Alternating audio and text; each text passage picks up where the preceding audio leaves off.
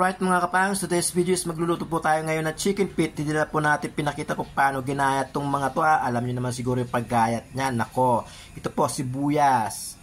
May luya rin syempre at may bawang. So this time pinapakuluan pa po natin yung ating chicken feet para sobrang lambot. So ayan na po yung ating chicken feet. Pinapakuluan lang po natin para lumambot ng sobra.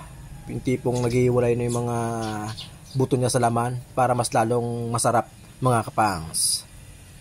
Mga kapangs, kumukulo na yung ating chicken feet. Pagkatapos po natin ahawin natin to, igigisa natin sa bawang sibuyas sa kaluya. Ayan na, bawang. Susunod na natin dyan mga kapangs yung sibuyas. Narin yung sibuyas. So, dinamihan ko ng sibuyas. Kasi mura yung sibuyas ngayon. At salamat na sa nag-sponsor, Sinsan Weng. So, sautay lang natin. Siguro mga after mga 5 minutes. Mas maganda yung lutong-luto yung bawang sibuyas. Nandiyan na rin yung luya. Pampatanggal ang anggo. O yung malangsang amoy ng paa. Ito mga kapangs, pwede pang ulam, pwede pang pulutan.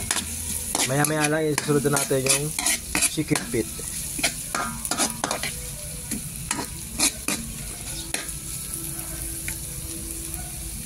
Ilagay na natin yung chicken feet. So, pinakuluan na natin yan, kaya konting ano na lang, malambot na yan. Baka naman mamaya, pag sobrang lambot, wasak-wasak na yung laman. So, halo-haluin lang natin. Saka po natin takpan. At halo-haluin lang natin. Ayan, medyo marami rin nito. Also, salamat din sa nag-sponsor. Batangalin, Loloy's, Raymond. Halos sponsor ay yung sibuyas, sponsor. Yung manok, sponsor. Kung ganun araw-araw, di libre na pang ulam natin. So yan mga kapangs, naglagay na rin tayo ng paminta dyan ha. Magic sarap, Sprite, saka yung pinakuluan ng paa ng manok, yun yung pinakasabaw niya para mas lalong kumapit yung lasa niya. So ngayon, pakukuluan lang natin para lalong lumambot. Ilagay na rin natin yung oyster sauce. Yan, isang sachet lang. So depende na sa inyo yan kung ilan yung lalagay nyo. Tapos, susunod natin dyan yung toyo.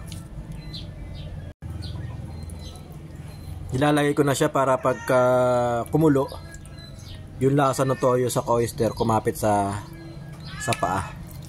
Yun. Wait lang natin na kumulo. Pag kumulo, okay na yun mga kapangs. Ready to eat na yun. Ayun mga kapangs, ilagay na rin natin yung pampalasa lalo. O pangkiliti man lang kahit konti. Kasi yung mga tao dito sa bahay ayaw ng sobrang anghang. Kaya mga 2 piraso lang yan. Ayan. Ayun mga kapangs, ready to eat na tayo. Ayan naman, lapot-lapot na. Halos sobrang lambot na yan. Chicken feet. Ayan po, medyo spicy po yan. Salamat po ulit sa nag-sponsor. Adobong paa.